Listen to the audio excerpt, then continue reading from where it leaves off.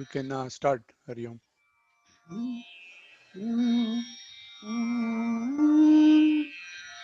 जो तू मिटाना चाहे जीवन की तृष्णा, जो तू मिटाना चाहे जीवन की तृष्णा, सुबह शाम बोल बंदे कृष्ण कृष्ण कृष्ण, सुबह शाम बोल बंदे कृष्ण कृष्ण कृष्ण, जो तू मिटाना चाहे जीवन की तृष्णा, जो तू मिटाना चाहे जीवन की तृष्णा, सुबह शाम बोल बंदे कृष्ण कृष्ण कृष्ण, सुबह शाम बोल बंदे कृष्ण कृष्ण कृष्ण, कृष्ण नाम पावन पावन, कृष्ण नाम प्यारा प्यारा, जो न बोले कृष्णा कृष्णा जग में वो हारा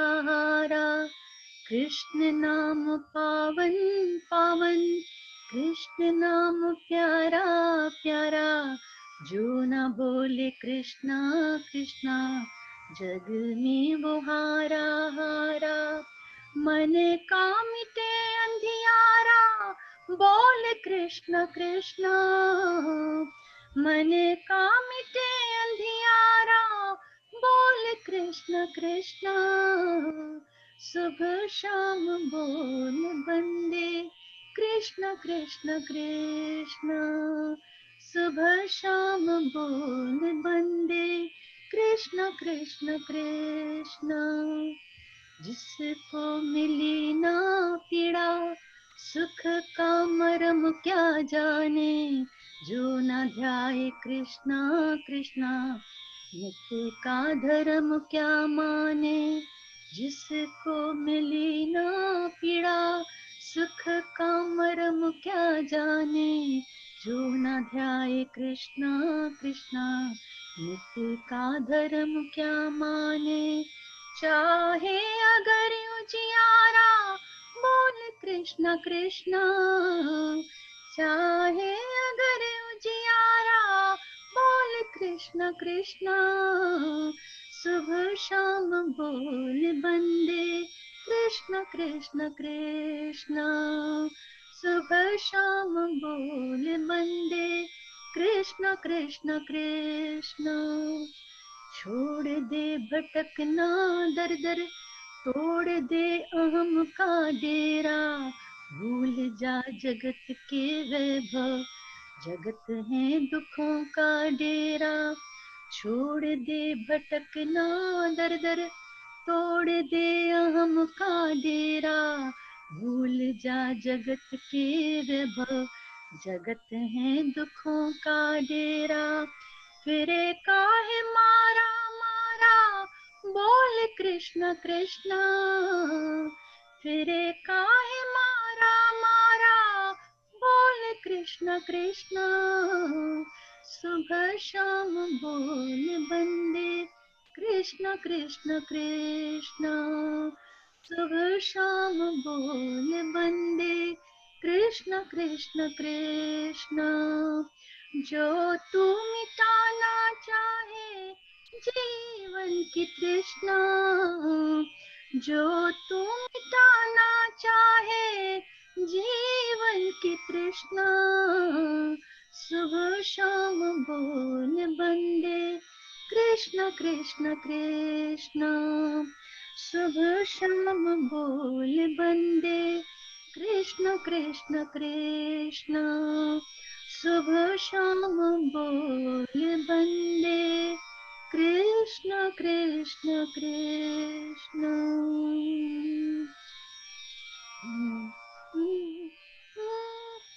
हरि म्हणा तुम्ही गोविंद म्हणा तुम्ही, गोपाल म्हणा तुम्ही, नारायणा.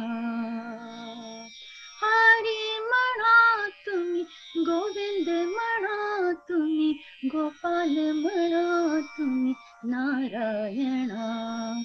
नारायणा नारायणा नारायणा नारायणा नारायणा नारायणा. हरी म्हणा तुम्ही, गोविंद म्हणा तुम्ही, गोपाल म्हणा तुम्ही, नारायणा. हरी म्हणा तुम्ही, गोविंद म्हणा तुम्ही, गोपाल म्हणा तुम्ही, नारायणा. राम म्हणा सीता, राम म्हणा राधे, श्याम म्हणा राजा, राम म्हणा. राम म्हणा सीता, राम म्हणा राधे, श्याम म्हणा आत्मा, राम म्हणा. राम म्हणा राजा, राम म्हणा. राम म्हणा सीता, राम म्हणा. राम म्हणा राजा, राम म्हणा. हरी म्हणा तुम्ही, गोविंद म्हणा तुम्ही, गोपाल म्हणा तुम्ही, नारायणा. हरी म्हणा तुम्ही, गोविंद म्हणा तुम्ही, गोपाल म्हणा तुम्ही, नारायणा. श्याम म्हणा राधे, श्याम म्हणा मेघा, श्याम म्हणा घन श्याम म्हणा. श्याम म्हणा मेघा, श्याम म्हणा राधे, श्याम म्हणा घन श्याम म्हणा. श्याम म्हणा राधे, श्याम म्हणा. श्याम म्हणा मेघा, श्याम म्हणा.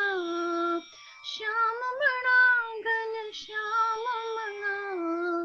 हरी म्हणा तुम्ही, गोविंद म्हणा तुम्ही, गोपाल म्हणा तुम्ही, नारायणा. ईश म्हणा जगदीश म्हणा, परमेश म्हणा सर्वेश म्हणा. ईश म्हणा जगदीश म्हणा, परमेश म्हणा सर्वेश म्हणा. ईश म्हणा जगदीश म्हणा. ईश म्हणा परमेश म्हणा. ईश म्हणा सर्वेश म्हणा. हरी म्हणा तुम्ही, गोविंद म्हणा तुम्ही, गोपाल म्हणा तुम्ही, नारायणा. हरी म्हणा तुम्ही, गोविंद म्हणा तुम्ही, गोपाल म्हणा तुम्ही, नारायणा. नारायणा नारायणा नारायणा नारायणा. हरी म्हणा तुम्ही, गोविंद म्हणा तुम्ही, गोपाल म्हणा तुम्ही, Narayana.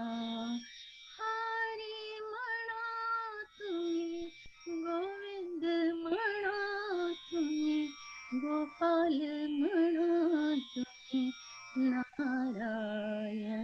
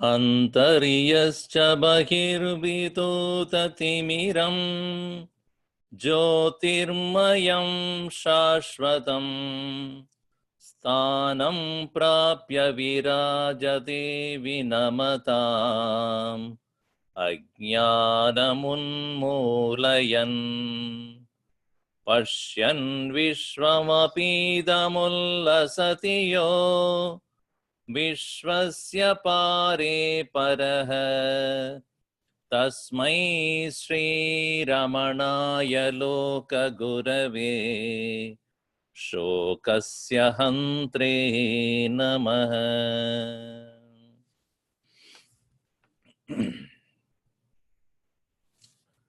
In the past 2 days, we have specifically focused on essential teachings and messages of Sri Ramana Maharishi. A Jivan Muktaha, a Jnani, at the same time, a Bhaktaha also. As he was very small, as even he was just 18 years old, between 16 and 18, he had decided to renounce the world. And he did not take a conventional renunciation.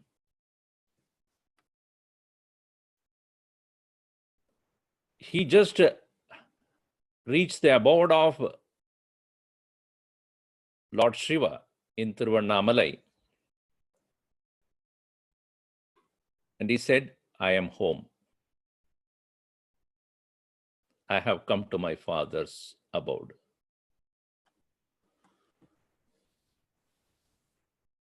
According to him, the true father, Bhagawan Ishwarananda, who is the presiding deity there at Tiruvannamalai,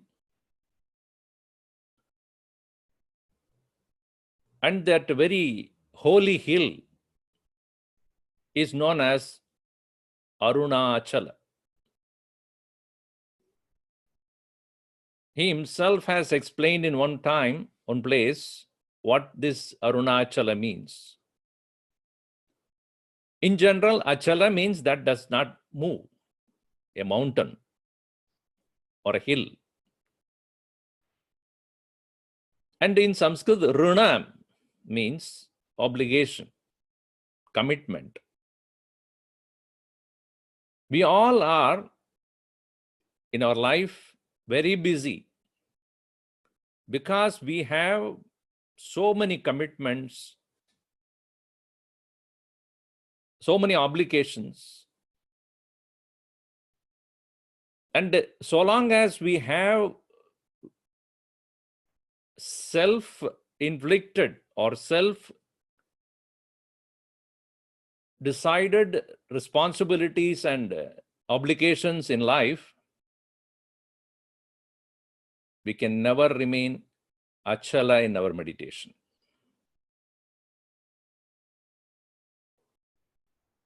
The mind will be constantly behaving like a wind, uncontrollable, chanchala, agitated, disturbed, unruly. When does it become achala? When it is aruna. Aruna achalam, arunachala. Only when we realize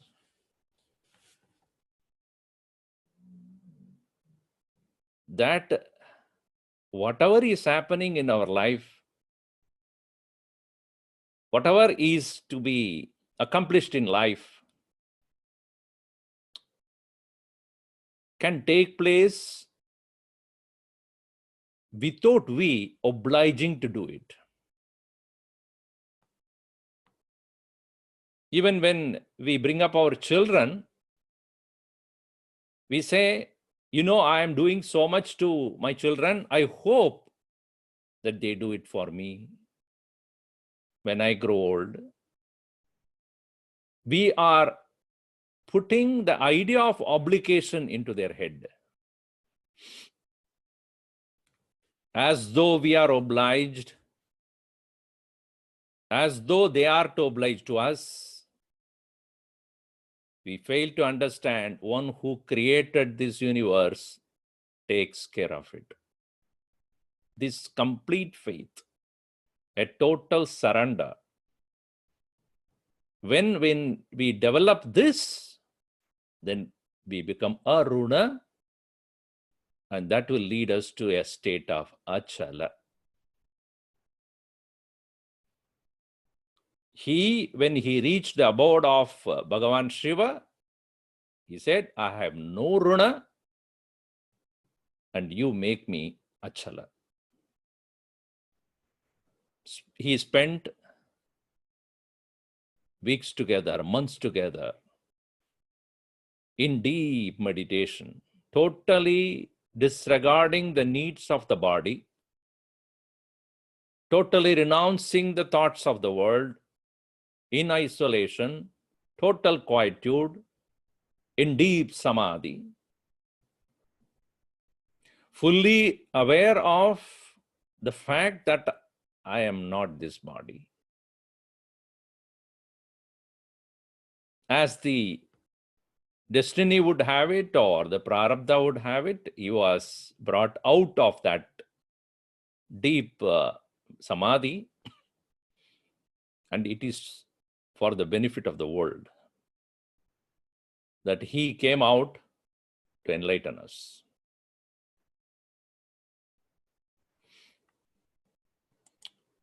So in the last session, we saw that very mind, what we call it as the mind, is none other than the first thought that arises in our bosom as soon as we wake up. I thought. I am is the next one. It's the one, aham vritti, and that aham vritti at once becomes aham spurana, at once become aham vritti. Aham vritti at once becomes aham deha. I am the body. I am so and so. I am a son of so and so, and then daughter or the wife or the husband or the brother or the sister, and then the entire universe spreads out. So therefore, Bhagavan Ramana Maharishi said, your wakefulness comprises sleeps also in it. Realize your pure being. Let there be no confusion with the body. The body is the result of thoughts. It is again and again and again emphasized by him. Body is a product of your thoughts. We always think that we are the body and the mind and the thoughts are within us. It's just the opposite. Without the thought, the mind, which is the seat of thoughts, without the mind, without the aham vritti, there cannot be aham deha vritti. The thoughts will play as usual, but you will not be affected. You are not concerned with the body when asleep. So you can always remain. As yesterday also, how much time or how long is your time when you spend during the day where you have no thought about the body? This conscious renunciation of this thought, I am the body. Body includes not the physical one only, all related things. In fact, from the body alone, all relationships begin. All our thoughts are centered upon I am so and so. That renunciation of the aham vritti, not to be done, cannot be done in sleep, cannot be done in dream, and can be done only at the state of waking, emulating the state of deep sleep. Eliminating the I thought, think I, and hold to that one thought to the exclusion of all others. If it can be obtained only by keeping the I always in view. So the need for investigation of the I thought. If the I is not let go, the aham is not let gone, then and then alone, no blank will result to the seeker. If that I, the true pure existence, pure consciousness is not held properly, you will go to sleep. This is the small, thin difference between sushupti and samadhi. In the deep sleep state also, the thoughts about the world has been renounced. About the body and related thoughts are all renounced. Knowingly or unknowingly, you go into the state of renouncing all that, but there is no holding on to that aham spuranam. In samadhi, you exactly do the same thing as you are going into the state of sleep, but holding on to something which is permanent, eternal, that you. Gurudev also used to say, any progress is possible only when you leave the lower and hold on to the higher. Any growth is possible only when you catch something higher than you. If you want a promotion, you must be able to look at your senior and go to that qualification. Get that qualification, then you move up. Coming down is easy. Going up is tough, difficult. It needs an effort. A lot of efforts. Similarly, renunciation of the idam, renunciation of the thoughts cannot happen unless we hold on to something which is permanent. Sri Ramana Maharishi often would say, the purpose of japa is that only. The purpose of japa or repetition of the name of the Lord is not to please the Lord. It is to let go all other thoughts. You hold on to something so that you can give up all other.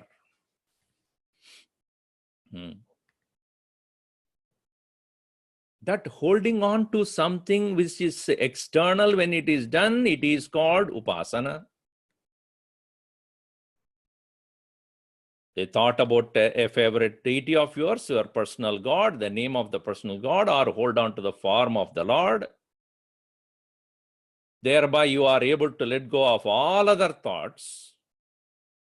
But here in the Atma Vichar, self-inquiry, one who is able to dive deep into that aham,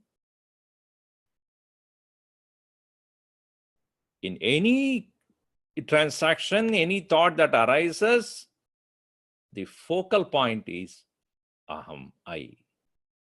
I am walking, I am talking, I am hearing, I am listening, I am thinking, I am eating, I am breathing, I am seeing.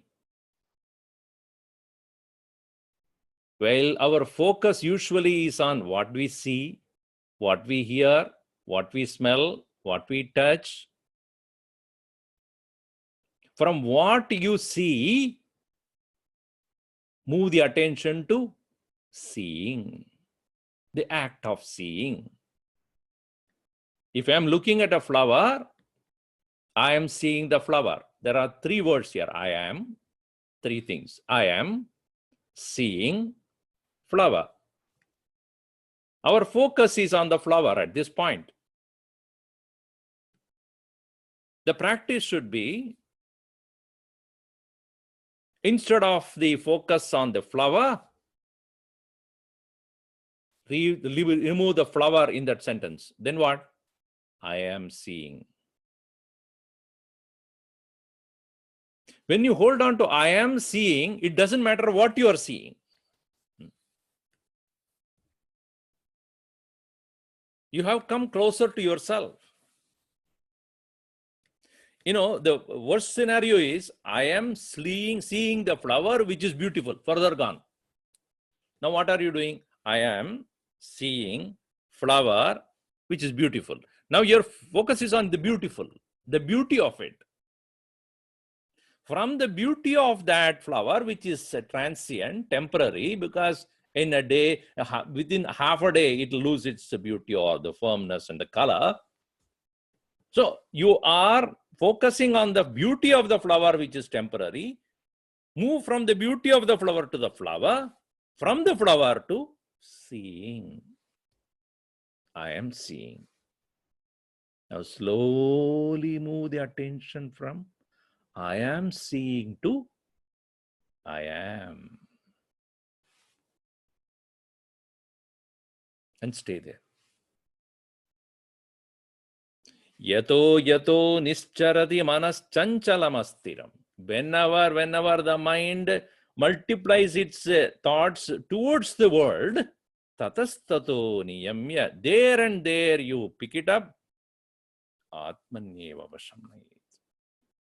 Lead yourself to that Atman.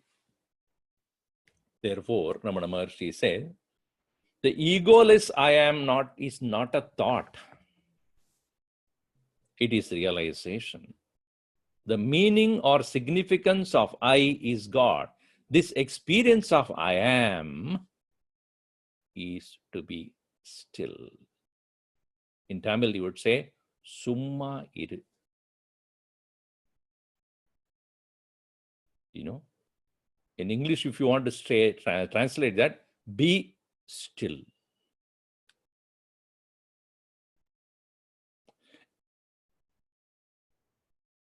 This practice of being still cannot be or should not be practiced as a hatred towards the world. It is not world is troubling me, therefore I want to escape from it. I dislike the world, therefore I want to go into the state of solitude. It won't work, because as much as you start having the liking about the world, which is also a disturbance, dislike is also a disturbance in your mind. Vairagya should not be misconstrued as distaste, dislike, hatred, intolerance. It is not the world is troubling me.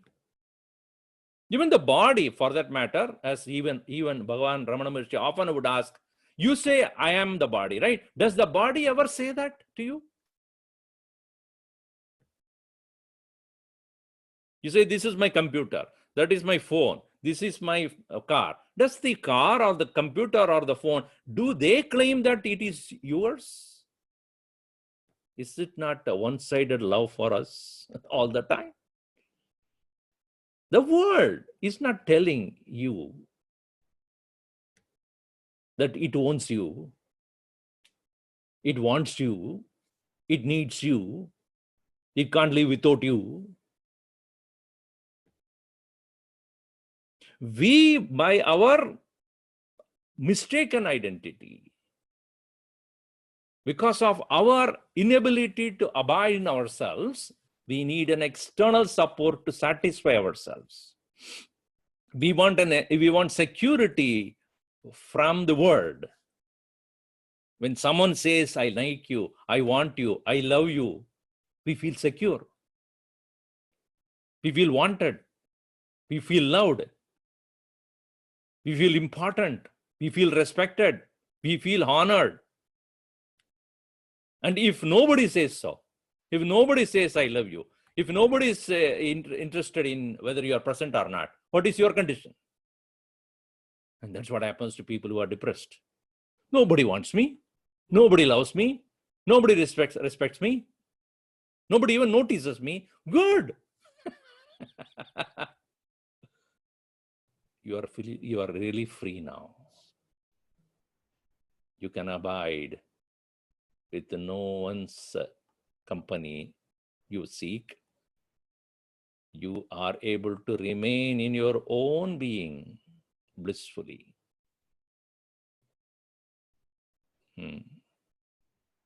So therefore, it is not a hatred, it is not a dislike, because of which you need to seek this freedom or solitude. Now, shokasya hananam, shoka hananam. We saw in the opening prayer, shokasya hantre namaha. He the one who is the remover of shoka. In fact, Bhagavad Gita is also all about how to overcome this shoka. Last verse of Bhagavad Gita says, Ma shuchaha, do not grieve. So what is the cause of misery? What is the cause of our unhappiness? Grief. The desire for happiness, sukha prema, is a proof of the ever-existing happiness of the self. Otherwise, how can desire for it arise in you? All living beings are seeking only one particular thing in their life, day in and day out. Sukha prema. Desire to be happy. Longing to be happy. And if somebody says, I want to be happy, and ask that person, why you want to be happy? Why you want to be happy? Oh, because I don't want to be unhappy. That is not an answer. What is good? What is not bad? Is that isn't an answer? Just saying it is not the opposite is not an answer. Why you want to be happy? Because happiness is my nature.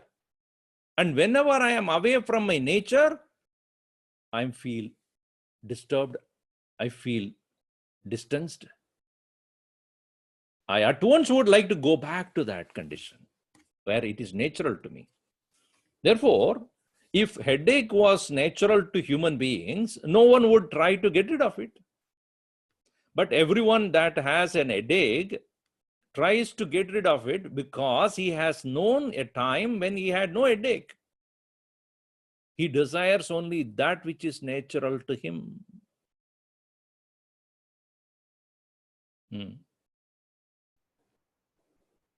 I know the condition where I have no headache. And whenever I get a headache, I would like to go back to that condition where I did not have, isn't it?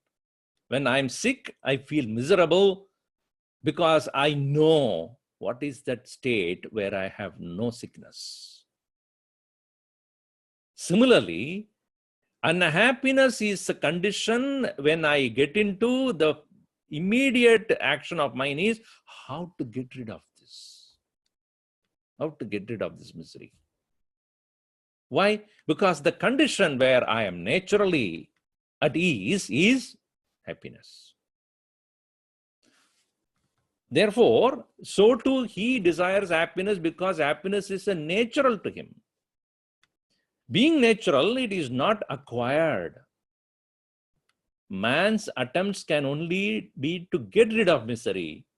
If that is done, that be done, ever-present bliss is felt. And we know what that condition of being happy without anything in sleep. Every one of us. Nobody says, I'm now getting very bored about sleeping, very boring.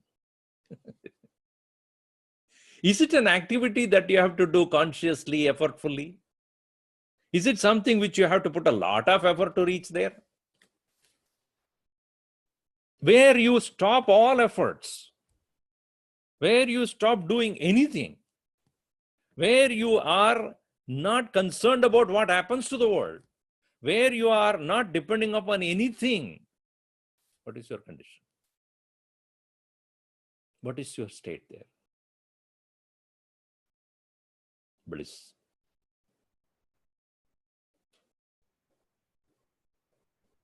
So why put effort for happiness? That is his question. Why are you putting effort for happiness? You don't need to put any effort to be happy.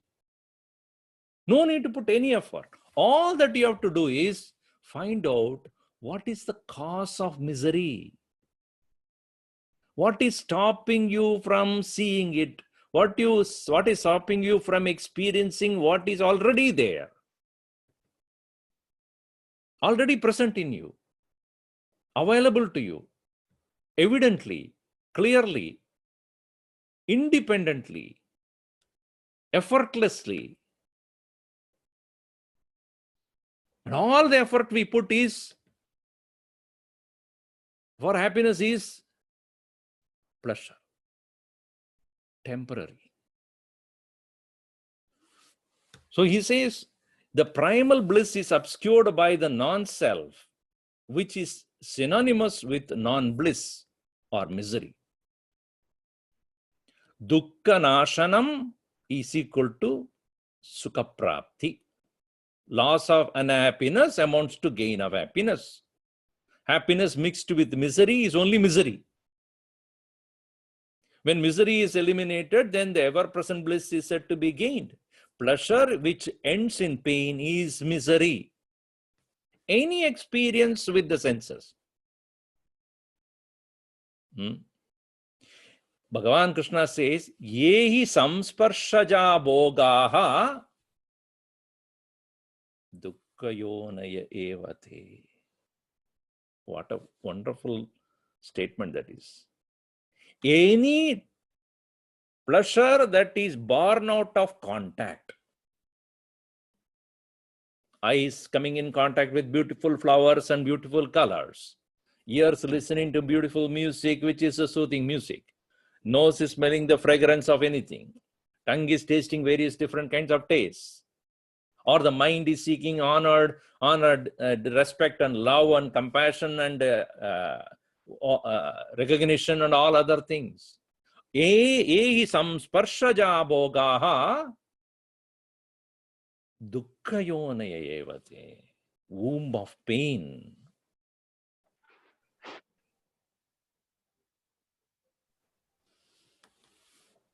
That's what pleasure which ends in pain is misery. We all know that any time when we take up to something to get a particular period of time, a little amount of pleasure, we always know it will not stay.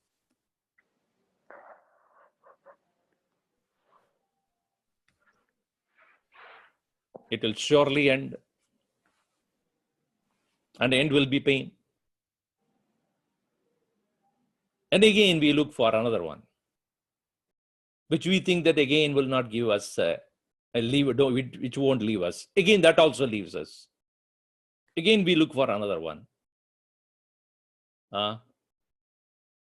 Beginning of the day definitely would result in end of the day. Anything that begins, jadasya dhruvo mrityuhu. It applies to all. So instead of looking for happiness, find out the way to end misery. See, you will shortly go to sleep. When you wake up in the morning, you will say, I slept well and happily. What happened in sleep is your real nature. That continues now too. Otherwise, it will not be your own real nature. Get that state of sleep even now. Swamiji got it. Ramana Maharishi's central message is what? Go to sleep.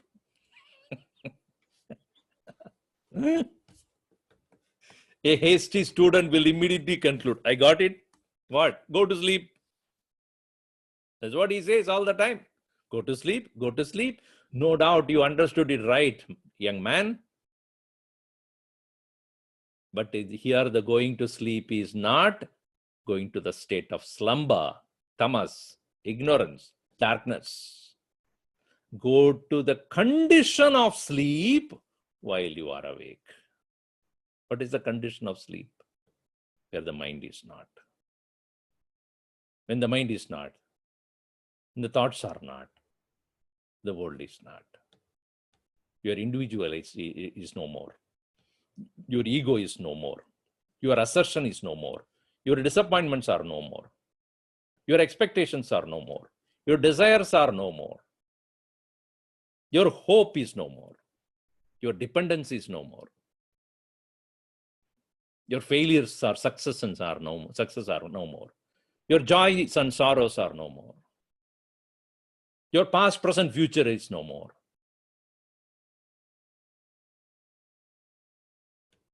That condition.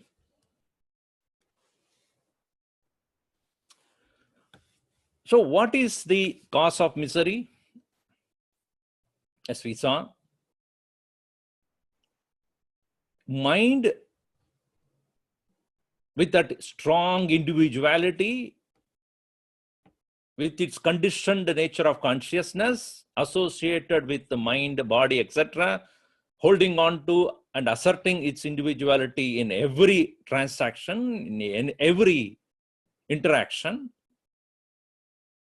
constantly hoping to get some joy out of the world, only getting disappointed again and again because of the temporary nature of all that.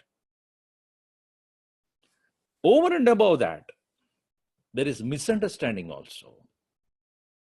Two young men went on a long pilgrimage and one died out of unknown sickness. The message was sent to the parents through a messenger. He conveyed it contrarily to the parents. That is, the parents of the dead was told their son was alive and they were happy. To the parents of the other, he conveyed that their son is dead and they became miserable. But when the young man returned, the situation changed. Now, what is the cause of the grief of those parents who thought that their son was dead? And what is the condition of the parents of those people who thought their son was alive when he did not return? Grief was because of incorrect knowledge.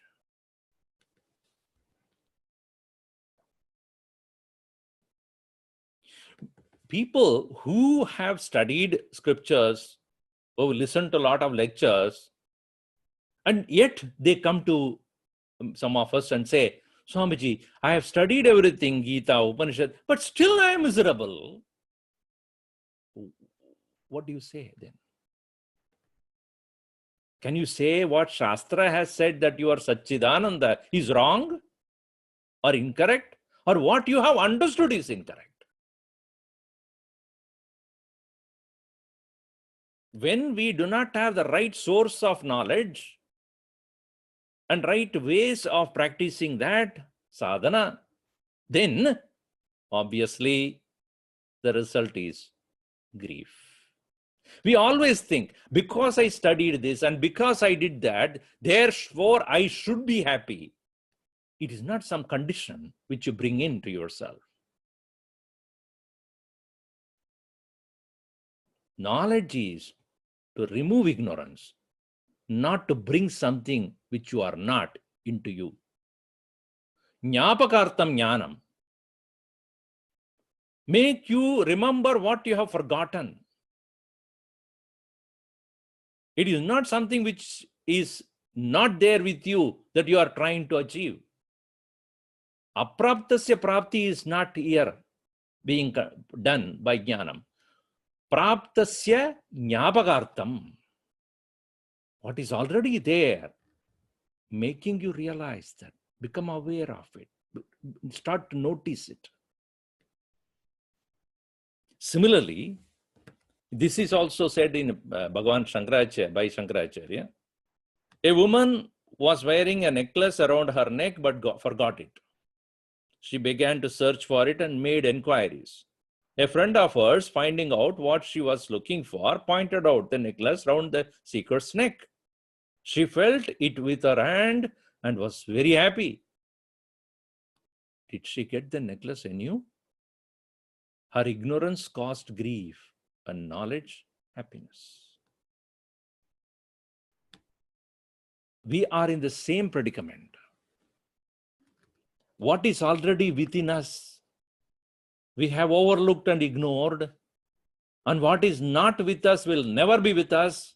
We are constantly running after it. The whole world is running after this. Every one of us, shamelessly. And at the end of the whole life, when you are 70, 80-year-old, still your face looks like you have lost everything and then miserable. You know, if a person is 75, 80 years old and still unhappy, what do you call that life as? What did he do? 75 years of living, what did he do? Did not discover after 75 years also happiness. What a waste. Earlier the better. Before we come to a stage where we can no more run after the worldly things, before that we should have discovered what is already within us and become content and abiding in that. Thereby, when we cannot do anything, we are already within ourselves. Abiding in the eternal happiness, supreme bliss. Let us take a standpoint today itself. Let's stop this. Stop running after things which even after 80 years of life, you will not able to achieve it. Do you think the rich people are happy? Do you think so? Rich people are those people who commit suicide more often than others. Drug, suicide, depression, dejection, sleeping pills. You come across every day almost. Gurudev used to say, if money cannot give you happiness, give it back. Not worth holding it. Before we come to that condition. Therefore, similarly also with the man and the self, there is nothing to be gained anew. Ignorance of the self is the cause of the present misery. Knowledge of the self brings about that happiness. A clear knowledge, direct experience. Jnanam is always paroksham only. When you listen, it is always paraksham. It is external. Wisdom is that which is aparoksham. Convert the knowledge into personal experience. Until then, misery would not go. Merely learning, merely knowing, merely repeating some aham brahmasmi does not end the problem.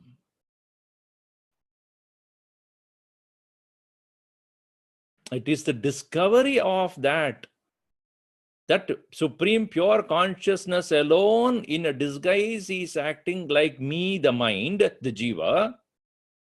And because this conditioned consciousness called the mind is associated with the body, etc., because of which it has that its own self-proclaimed ego and pride, and such a pride, egoistic self, is the miserable self. Because if nobody notices, it feels so miserable. If the mind is destroyed, the grief will have no background and will disappear along with this mind. Nature of ego is identification. Ahankarasya vigneyaha tadatmyena hi jayate. It is because of the identification alone the ego survives.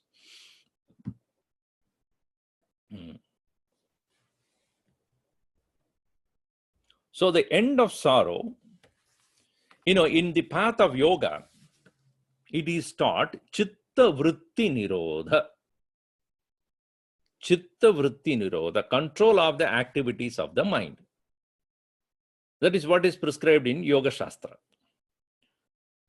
But here, Ramana Maharishi say, a real practice should be Atma Vichar. But I say Atma Vichar. That's a practical way. Why it is so? Because Chitta Vritti Nirodha, a control or stopping of the mind, is brought about in sleep soon or by starvation. As soon as the cause is withdrawn, there is the recrudescence of the thoughts, resurrection of thoughts, rebirth of the thoughts. So, mano laya takes place, not mano nasha. Laya takes place in sleep. When you lie down, it becomes laya. Laya means suspension. A suspended mind. Where what is suspended mind? Thoughts are no more, but thoughts can reoccur. Of what use it is then? In a state of stupor, there is peace and no misery. But misery recurs when the stupor is removed. So Nirodha, control, is useless and cannot be lasting benefit. People who have a lot of trouble in their mind, they cannot control their thoughts, etc., agitated, disturbed, they go for substances. Smoking, drinking, drug.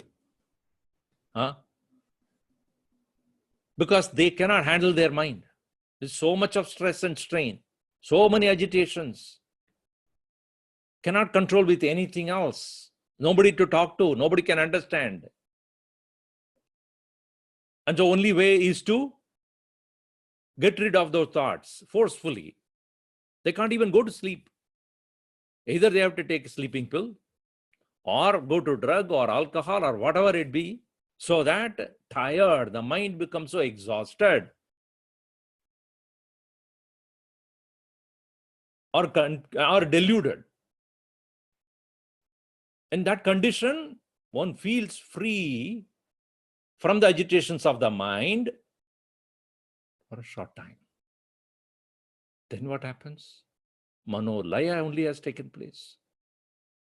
Once that power or the effect of that substance is over, again it comes back. Now, this is a condition of all addictions. When it comes back with the force, again, you are afraid to meet that again. Again, you have to go far. And over, when you start using the substances, the power over you, those substances will also lose their ability. Then you have to go for higher dosage until it kills you.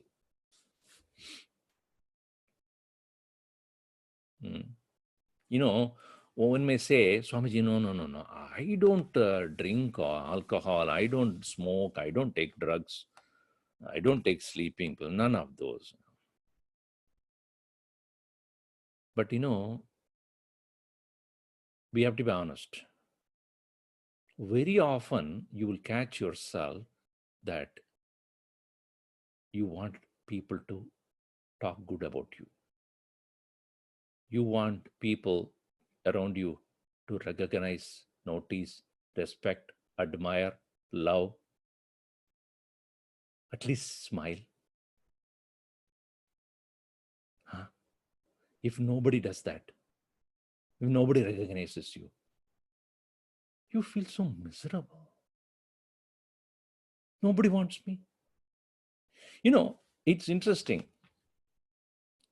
So when I go to very many places where people know me as a Swami, and then they, take care of my requirements, and then food, and then I have my classes, and then all that. Every time I notice one thing. They leave me at the airport. And I walk into the airport. Nobody knows me. Right? Nobody knows me. I know that nobody knows me. Thank God nobody knows me. And when I go there and everybody is busy with doing their things, And then there be some people are buying tickets, and then somebody is buying coffee. Somebody, I am able to move around and go about without being bothered about anybody noticing me. Am I miserable? No. Why? Because I know who I am. Is it because nobody recognizes me, therefore I am not a Swami? So and so? Is it so? Or I go to a mall, I want to buy something, and those people, none of them I know. Or I go to another strange place where I have never been, nobody knows me. Do I lose myself? I don't, because I know who I am. Therefore, please understand, if the world does not want you, doesn't mean you are nobody. You are, I am. Even without this physical body, I am. Without my mind and thoughts, I am. Because one day this also will go away. One day I have to leave this also. As much as I have left my friends and known people when I go to an airport where I have been myself and nobody else knows me, in the same way, at some point of time, that will come to my life where I have to leave this so-and-so, this body with which because of which I am known to the world. That also I have to let go.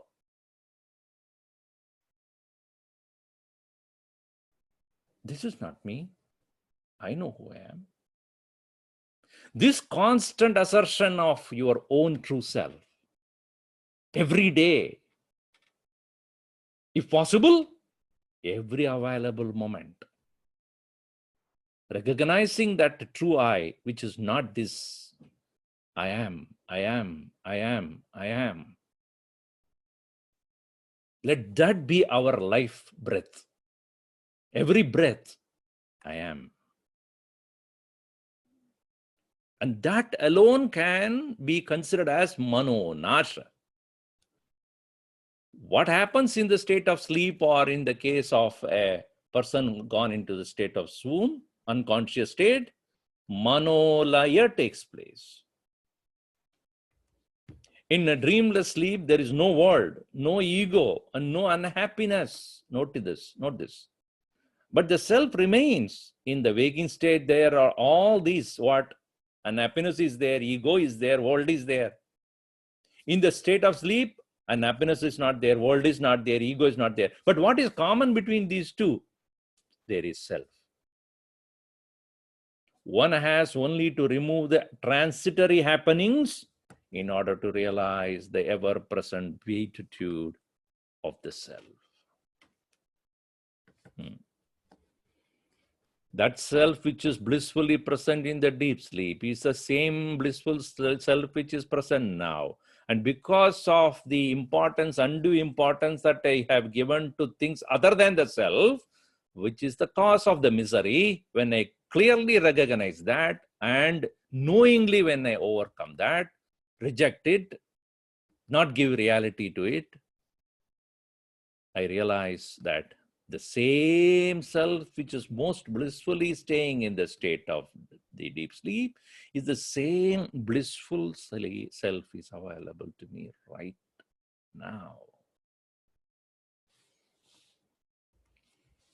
Abhyasa, practice, consists in withdrawal within the self every time you are disturbed by a thought. Every time. Don't say that, okay, Swamiji, I will do it on Sundays because more time is available. I will do on Sundays for 5 minutes. Gurudev used to say, it's not Sunday to Sunday religion, please. By just going there, bending down and offering flowers, doing arati, work is done. What is done? Don't fool yourself by merely doing some kind of a mechanical ritual there. Swaswarupa anusandhanam bhakti. Bhagavan Shankaracharya says a constant attention on the self. The abhyasa here is what? Every time you are disturbed by the thought, you should assert the self. It is not concentration or destruction of the mind, but withdrawal into the self. Manonasha is what? Atmanishta eva manonasha.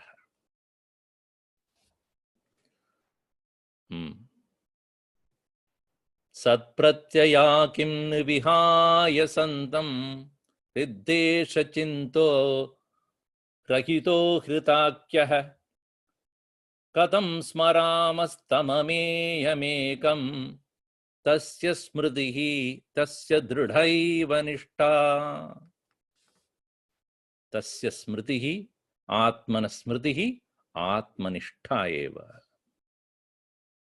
Mano nashaha is none other than atma smritihi. Because mind is not an external, another entity, even though we say mano nasha, destruction of the mind, it is actually dissolution of the mind in the self. That's why Gurudev used to say, Vishnu is a palankarta, rakshakaha. Brahma is one who creates the world. Prajapati, Brahma is a creator of the world. Srishtikarta. Shiva is not Nashakarta, it is he the one who dissolves the world. Pralayam karoti, karayati. That Pralayakarta, what is Pralaya here? He makes sure that the whole world is dissolved into one.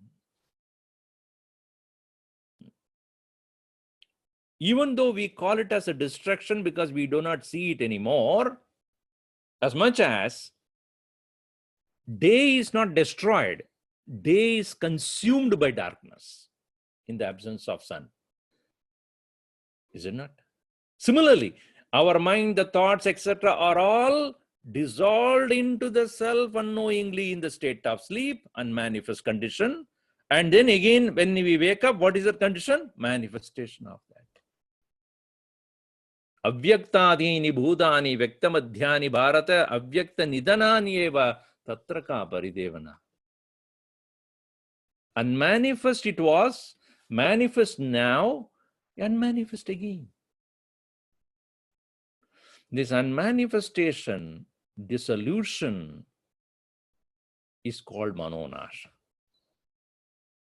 Suspension is called manolaya. So it is not concentration or destruction of the self. It is withdrawal of the mind into the self. So the end of sorrow again is get rid of the I thought. So long as the I is alive, there is grief. When I ceases to exist, there is no grief. Consider the state of sleep. Search for the source of the I thought.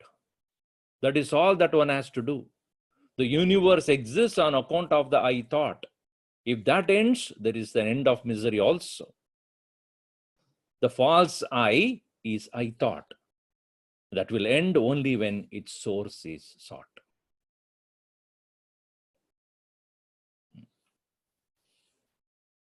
Now tell me, if you say X is causing me misery, Y is causing me misery, or X is causing me happiness, another one is causing me joy,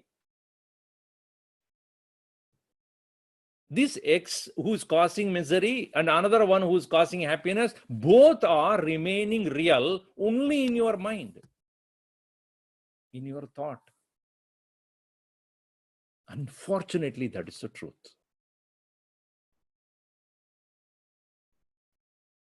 Upanishad, what does it say? Any kind of happiness that you are getting from the world is happiness because it makes you come closer to your own being. A person or a thing that makes me happy is the person or the thing I love. A person or a thing that makes me unhappy is the person or a thing I hate. Is not? Who is then, what is the center point here? I love the one which makes me happy. I hate the one who makes me unhappy. Why then, if you ask that question very clearly, why then you love yourself? Because the self is the most lovable. Atma Prema. All of us, not only human, all living beings. The very fact that we would like to live forever, if given a chance. Why we want to live forever? Because I don't want to be non-existent. I love my own existence. I love my own being. And anything that comes to stop that, I don't like it. This Atma Prema, self-love, is natural. Since the self-love is natural, loving the self also is natural. This loving the self, it is as much as when you love someone, you would like to spend with that person maximum time, is it not? You love your puppy. Or before the marriage, you loved your girlfriend. Or the youngsters, you look at them. They love their video games. They want to stay there with that all the time. Anything that we love, we do not mind of spending endless hours with that. Unmindful of all other things. Only when we stop, only when we start loving our own self, we get into the state of samadhi. That will be the topic next for us.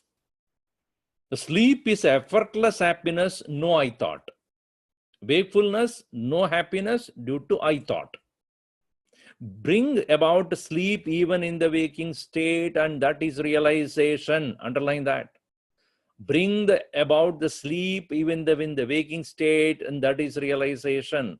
Effort is directed to extinguishing the I thought and not for ushering the true I.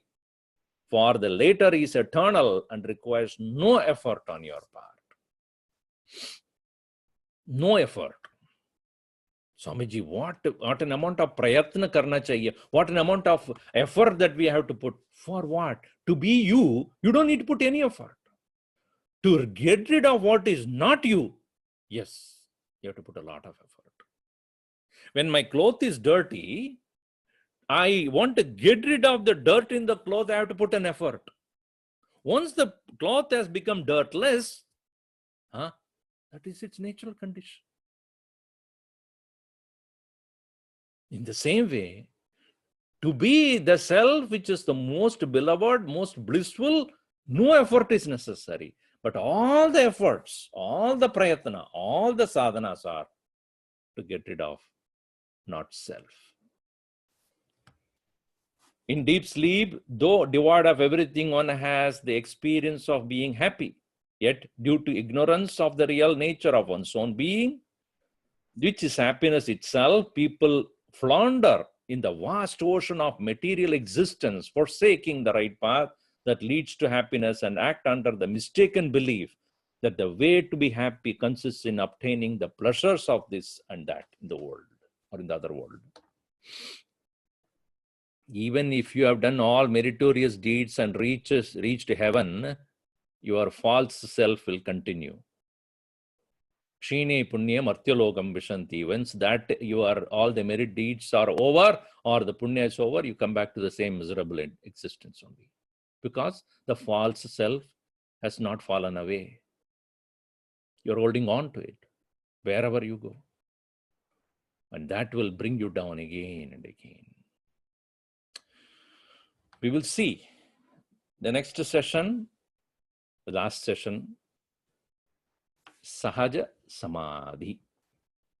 How to reach to the state of effortless abidance in the self. Tomorrow. Om Sarve Bhavantu Sukhinah, Sarve Santu Niramayah, Sarve Bhadrani Pashyantu, Ma Kaschid Dukkha Bhat Bhaved. Om Shanti Shanti Shanti. Harihi Om. Shri Gurubhyo Namaha. Harihi Om. Hari Om, Swami.